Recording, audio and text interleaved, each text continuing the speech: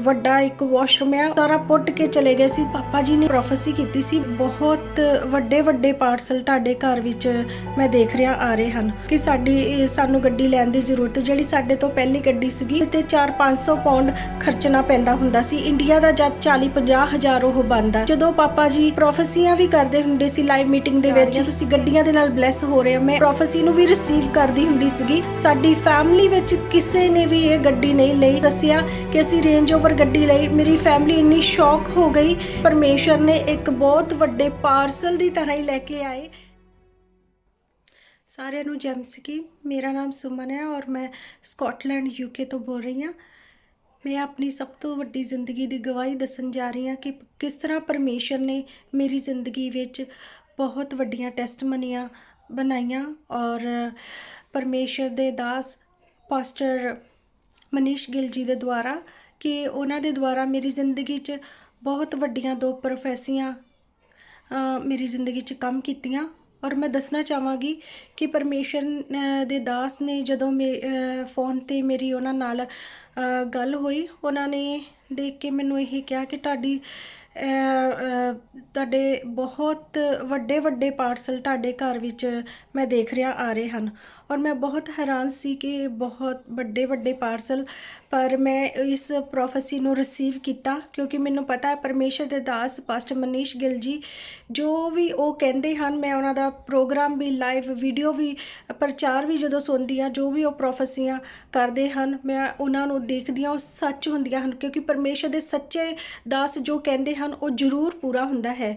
ਇਸੇ ਤਰ੍ਹਾਂ ਪਰਮੇਸ਼ਰ ਦੇ ਦਾਸ ਨੇ ਜਦੋਂ ਇਹ ਪ੍ਰੋਫੈਸੀ ਕੀਤੀ ਤਾਂ ਮੈਂ ਪਾਸਟਰ ਮਨੀਸ਼ ਗਿੱਲ ਜੀ ਔਰ ਪਾਸਟਰ ਆਰਤੀ ਗਿੱਲ ਜੀ ਨੂੰ ਕਦੀ ਵੀ ਨਹੀਂ ਇਹ ਗੱਲ ਜ਼ਾਹਿਰ ਕੀਤੀ ਸੀ ਕਿ ਸਾਡਾ ਵਾਸ਼ਰੂਮ ਵੱਡਾ ਇੱਕ ਵਾਸ਼ਰੂਮ ਹੈ, ਉਹਦਾ ਬਾਥ ਲੀਕ ਹੋਇਆ ਸੀ, ਖਰਾਬ ਹੋਇਆ ਸੀ ਪੂਰਾ। ਮਤਲਬ ਕਿ ਜਿਹੜੇ ਕੰਪਨੀ ਵਾਲੇ ਜਦੋਂ ਆਏ ਸੀ ਸਾਰਾ ਪੁੱਟ ਕੇ ਚਲੇ ਗਏ ਸੀ। 4 ਮਹੀਨੇ ਹੋ ਗਏ ਸੀ, ਕੋਈ ਮਤਲਬ ਕਿ ਠੀਕ ਕਰਨ ਨਹੀਂ ਸੀ ਆ ਰਿਹਾ, ਤੇ 1 ਵੀਕ ਕਰਕੇ ਕਹਿ ਕੇ ਉਹ 2-3 ਵੀਕਾਂ ਲੰਘਾ ਦਿੰਦੇ ਸੀ। ਇੱਦਾਂ ਕਰਦੇ ਕਰਦੇ ਸਾਡੇ 4 ਮਹੀਨੇ ਹੋ ਗਏ।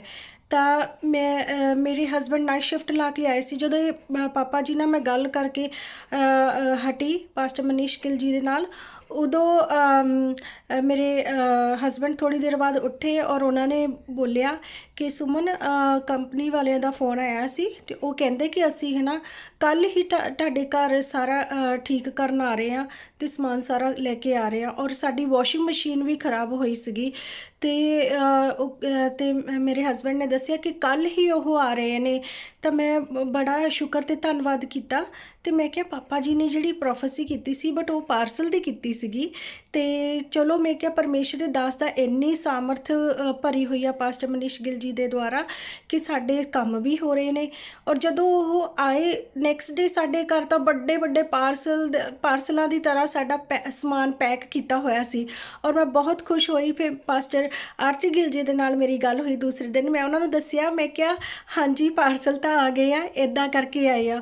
ਔਰ ਉਹਨਾਂ ਨੇ ਦੱਸਿਆ ਕਿ ਤੁਸੀਂ ਹੋਰ ਵੇਟ ਕਰੋ, ਪਰਮੇਸ਼ਰ ਤੁਹਾਨੂੰ ਹੋਰ ਵੀ ਪਾਰਸਲ ਦੇਣ ਜਾ ਰਿਹਾ ਆ।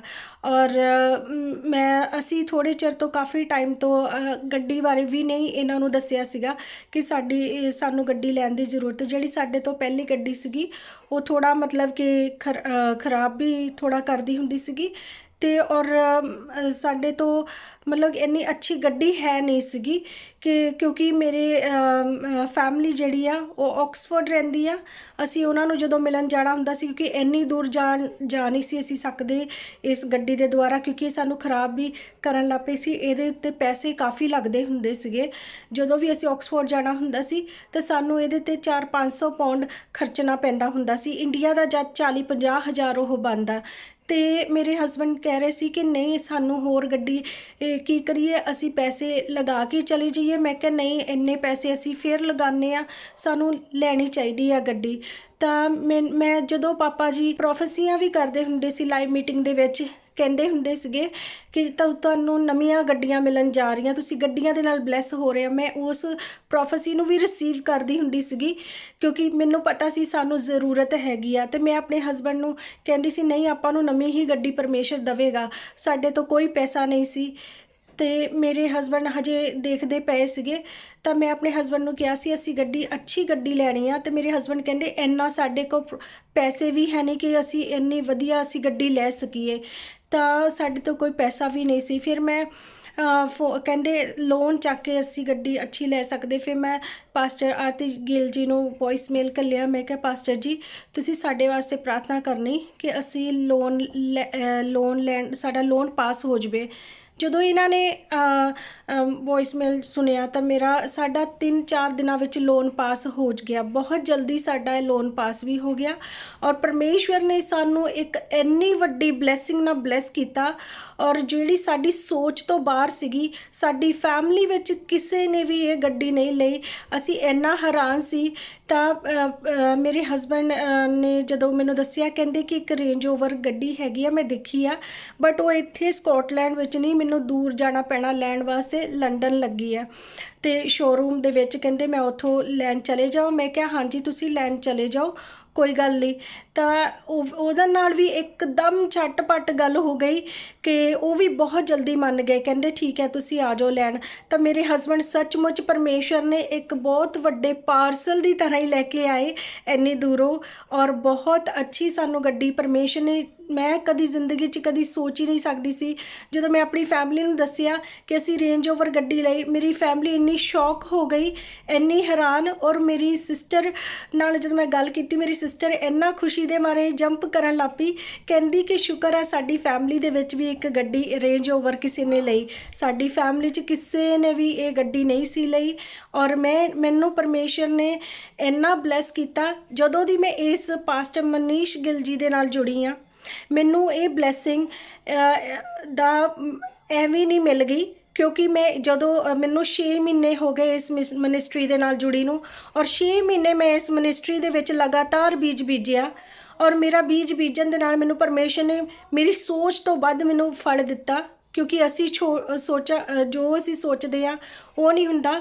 ਮੈਂ ਸਾਰਿਆਂ ਅੱਗੇ ਇਹੀ ਕਰਦੀ ਹਾਂ ਰਿਕੁਐਸਟ ਕਿ ਪਰਮੇਸ਼ਵਰ ਸਾਡੇ ਲਈ ਬਹੁਤ ਵੱਡਾ ਕਰਦਾ। ਇੱਕ ਜਿਹੜਾ ਅਸੀਂ 10ਵਾਂ ਹਿੱਸਾ ਬੀਜਦੇ ਹਾਂ, ਸਾਡੇ 10ਵੇਂ ਹਿੱਸੇ ਤੋਂ ਵੱਧ ਪਰਮੇਸ਼ਵਰ ਕਰਦਾ।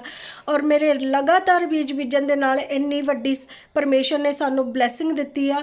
ਪਰਮੇਸ਼ਵਰ ਦਾ ਸ਼ੁਕਰ ਤੇ ਧੰਨਵਾਦ ਕਰਦੀ ਹਾਂ। ਮੇਰੀ ਜ਼ਿੰਦਗੀ 'ਚ ਹੋਰ ਵੀ ਬਹੁਤ ਵੱਡੇ ਵੱਡੇ ਕੰਮ ਹੋਏ ਆ ਇਸ ਮਿਨਿਸਟਰੀ ਦੇ, ਪਾਸਟਰ ਮਨੀਸ਼ ਗਿੱਲ ਜੀ ਦੀ ਮਿਨਿਸਟਰੀ ਦੇ ਨਾਲ ਜੁੜਨ ਦੇ ਨਾਲ ਬਹੁਤ ਵੱਡੇ ਵੱਡੇ ਸਾਡੇ ਕੰਮ ਹੋਏ ਆ। ਮੇਰਾ ਬੱਚਾ ਵੀ ਠੀਕ ਹੋਇਆ ਜਿਹਨੂੰ ਦੁਸ਼ਟ ਆਤਮਾ ਦੇ ਅਟੈਕ ਹੁੰਦੇ ਸੀਗੇ, ਔਰ ਪਰਮੇਸ਼ਰ ਨੇ ਉਹਨੂੰ ਵੀ ਸ਼ਿਫਾ ਦਿੱਤੀ।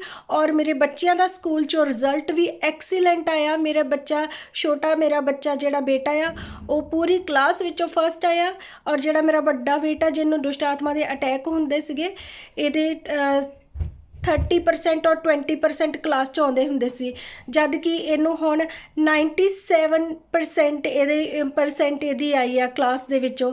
ਔਰ ਮੈਂ ਪਰਮੇਸ਼ਰ ਦਾ ਸ਼ੁਕਰ ਔਰ ਧੰਨਵਾਦ ਕਰਦੀ ਹਾਂ ਕਿ ਮੇਰੀ ਜ਼ਿੰਦਗੀ 'ਚ ਇੰਨੇ ਵੱਡੇ ਵੱਡੇ ਕੰਮ ਹੋਏ, ਇੰਨੀ ਦੂਰ ਬੈਠੀ ਦੇ।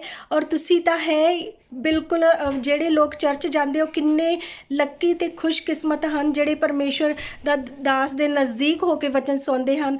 ਪਰਮੇਸ਼ਵਰ ਸਾਡੀ ਜ਼ਿੰਦਗੀ 'ਚ ਬਹੁਤ ਵੱਡੇ ਵੱਡੇ ਕੰਮ ਕਰਦਾ ਆ। ਮੈਂ ਪਰਮੇਸ਼ਵਰ ਜੀ ਦਾ ਔਰ ਪਾਸਟਰ ਮਨੀਸ਼ ਗਿੱਲ ਜੀ ਦਾ ਧੰਨਵਾਦ ਕਰਦੀ ਹਾਂ ਕਿ ਜਿਨ੍ਹਾਂ ਦੇ ਦੁਆਰਾ ਸਾਡੀ ਜ਼ਿੰਦਗੀ 'ਚ ਬਹੁਤ ਵੱਡੇ ਵੱਡੇ ਕੰਮ ਹੋਏ, ਔਰ ਪਰਮੇਸ਼ਵਰ ਨੇ ਸਾਨੂੰ ਬਲੈਸ ਕੀਤਾ। ਸਾਰਿਆਂ ਨੂੰ ਜੈ ਮਸੀਹ ਕੀ।